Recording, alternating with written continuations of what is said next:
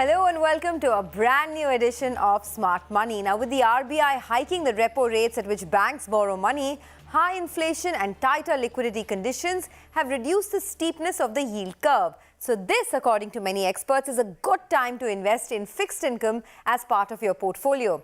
Attractive yields, a wide variety of schemes, and tax benefits for long-term holdings are just some of the benefits. Joining us today is Rahul Goswami, the CIO of Fixed Income at ICICI Prudential Mutual Fund. He, in fact, manages a fixed income portfolio, which I guess is by far the largest in the country. Rahul, thanks a lot for joining me on the show. I first want to start by understanding how the fixed income landscape has changed over the past 1 year, and then we'll come to whether it's a good investment opportunity for our viewers. Thank you, Sonia, and thank you, CNBC, for calling ICICI Prudential. So what you said is absolutely correct that the things have changed pretty rapidly in last, say, 6 months, and especially if you compare it to last 1 year. After inflation spike persisted and the inflation no longer was seen to be like say temporary or for the time being, but the inflationary pressures have sustained and one or the other thing kept on going bad, and we have seen like say globally central banks raising rates aggressively, and RBI in fact has in last 6 months raised the policy repo rate by almost 190 basis points. And market yields have gone up sharply by almost 300 to 400 basis points as far as the very shorter end of the curve is concerned. On the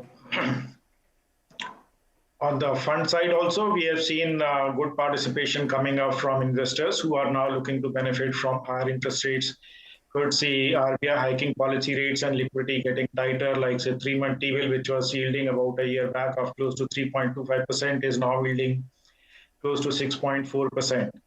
And that is the similar case with the bank CDs, where the 1-year CD rates have gone up by 300 to 325 basis points from say close to 4% levels to close to 7.5, 7.6% levels of the good high-grade AAA banks are concerned.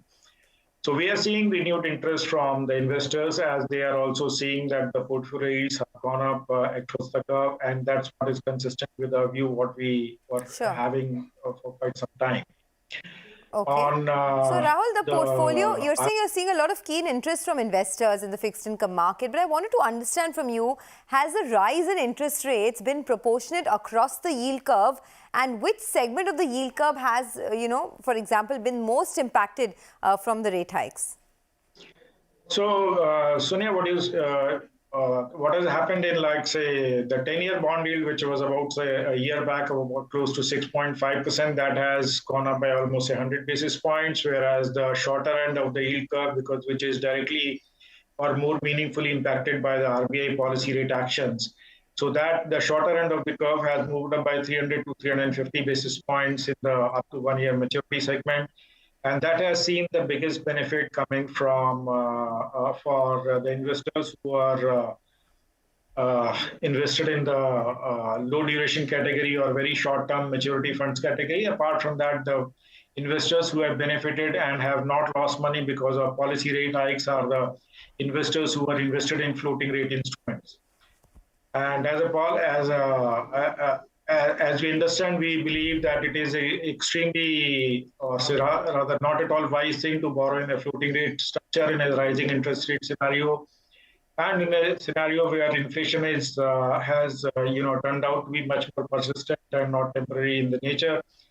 And we expect that the floating rate investors and the low duration category investors or investors who are invested in low maturity funds are likely to benefit most in times to come, with interest rates more expected to rise in the near to medium term. So you're saying that interest rates are going to rise further. Is that your expectation, or do you think that they've peaked already? Because there is a mid-quarter review, or rather an out-of-turn review of the RBI coming up next week, right, on the 3rd of November. but there's no rate hike expected there. And the view from across the globe as well is that in this FOMC US Fed meet that happens next week on the 1st of November, there could be a 75 basis points rate hike, but then post that, rate hikes perhaps have peaked. So from an investor standpoint, do you think we've peaked in terms of the maximum amount of rate hikes? So, Sonia, what the market chatter and the market, the curve is pricing in is about 150 to 175 basis points for the rate hike by US Fed in next, 2 to 4 months, or latest by March of 2023. And in light of that, apart from that, other central banks are also likely to have a different magnitude of rate, like say ECB raised rates by 75 basis points, and they have said it will be data dependent going forward. But in India, we see that with challenges such as elevated current account deficit and relatively high fiscal deficit of close to 6.5%. We believe there is possibility that inflation may remains higher than the RBI threshold level of 6% in next, say, 2 to 4 quarters. And in light of that, we believe there is possibility of 75 to 100 basis points for the rate increase in case of India as well in next, say, 1 or 2 quarters. But we cannot comment on what the 3rd of November, the out-of-turn RBI monetary policy that is being conducted, that primarily looks like is the MPC being called to discuss or deliberate the reply to the government, which was required that the inflation number has reached the RBI threshold level for last, say, 3 quarters consecutively. So, okay, let's try and understand from a layman's point of view, right? For an investor who perhaps has never looked at the fixed income market, is now interested because of the way the interest rates are moving up. Why is the fixed income market attractive today, and why should I invest in it with, say, a few months or a year horizon? Yeah, so if you compare it to the savings deposit rate, which is probably close to 3% for best of the banks in the country, and against that you get the very low risk category or very high credit risk and very low interest rate risk category funds, which can be as conservative as an overnight fund, which potentially would be yielding close to 6%, and the liquid fund, the money market funds, the ultra short category funds, and the low duration fund, where the YTMs have gone up beyond, say, 6.5% and even close to 7.5%, 7.25% to 7.5% for low duration and floating rate funds category. So I think there is a great merit in keeping money invested in mutual funds and try to take benefit of these elevated interest rates.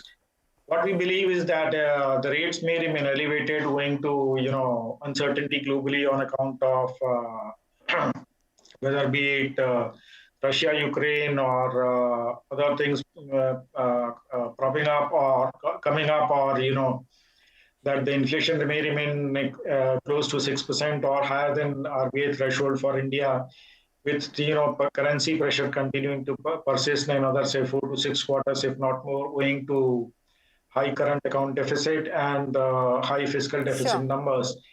So we believe that inflation may remain high, and we, in all certainty, will see probably 75 to 100 basis points further increase in the RBI policy rates. And we think that low duration funds and the floating rate funds and the very low maturity funds are likely to be great asset for investors instead of keeping money in a dormant account at very low rewarding rates. Okay, all right. Well, let's do one thing. Now it's established that with interest rates going higher, fixed income as a part of your portfolio is perhaps a great idea. How much should you put into fixed income, and what are the different kind of fixed income opportunities that we have? We're going to talk about all of that on the other side of the break. Don't go anywhere. Smart Money will be back in just a bit.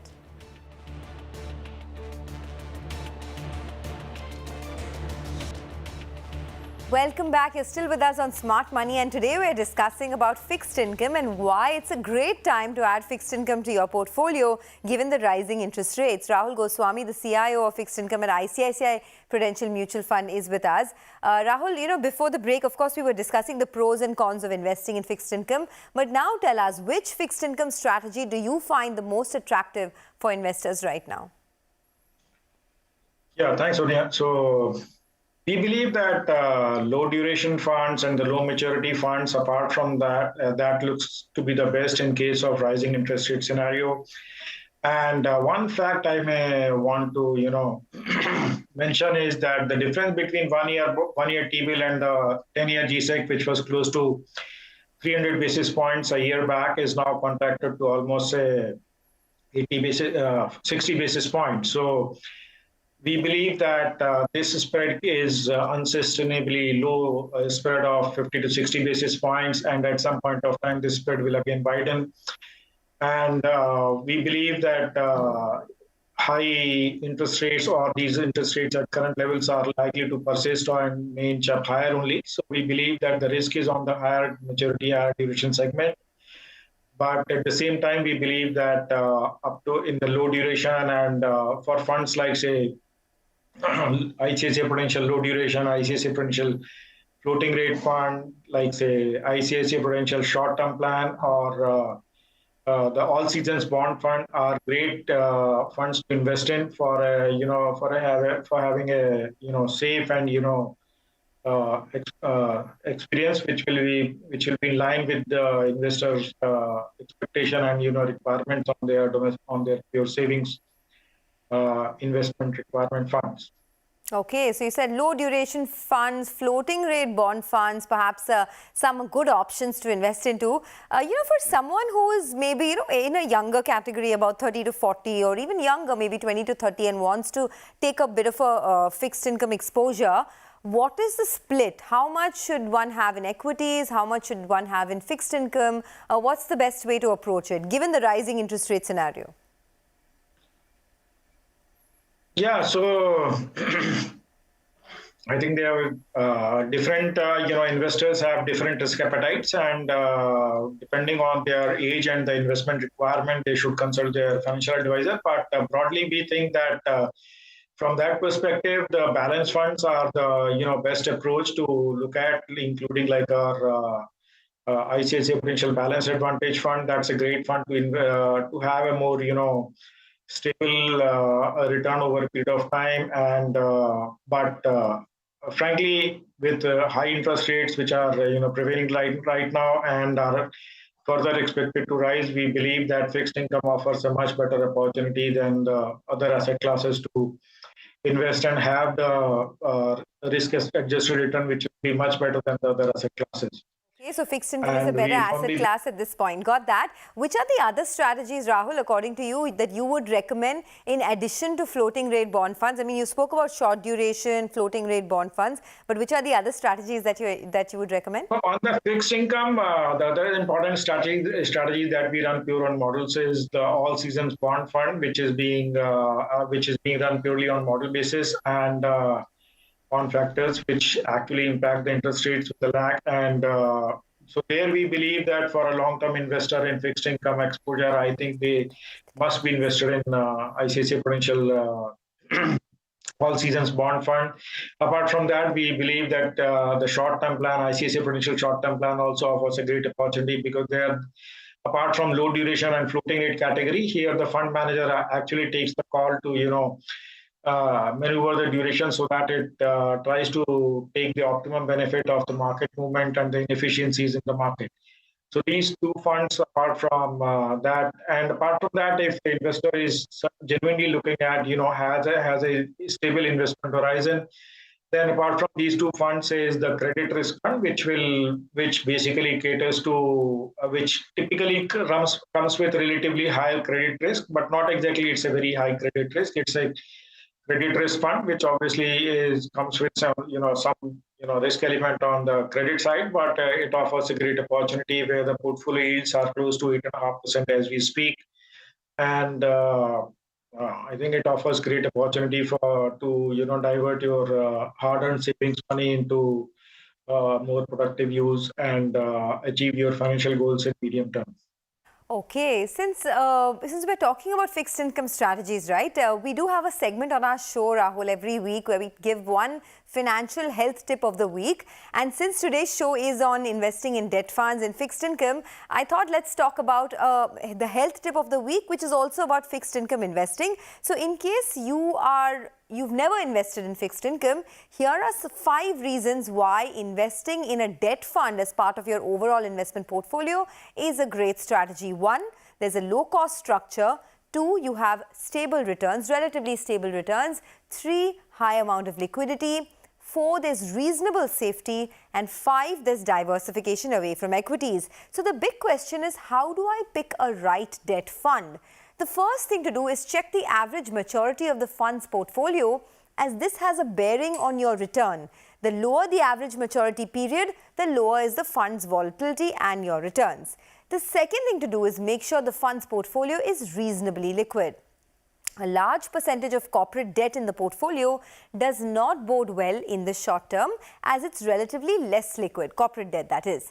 The third thing to do is avoid schemes with small corpuses. That's because the funds do not disclose if there are any investors who own a substantial chunk of outstanding units.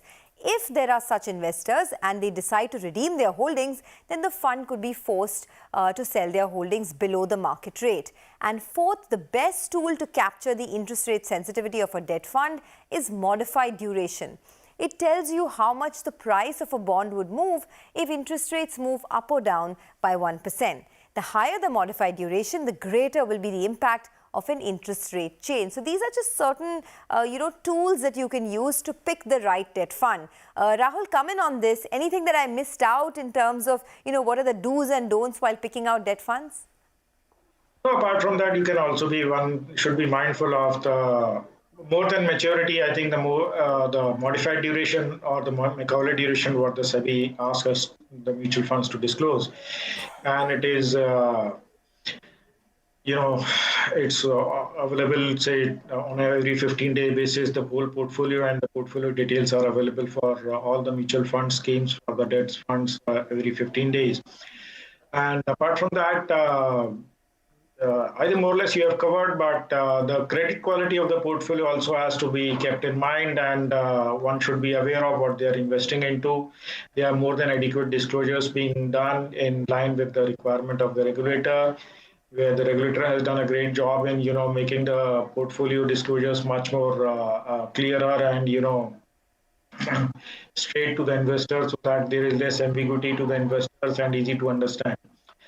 Apart from that, we firmly believe that mutual funds offer a great flexibility in terms of liquidity, diversification, and the risk control measures that one should exercise in investing, and that's what it is.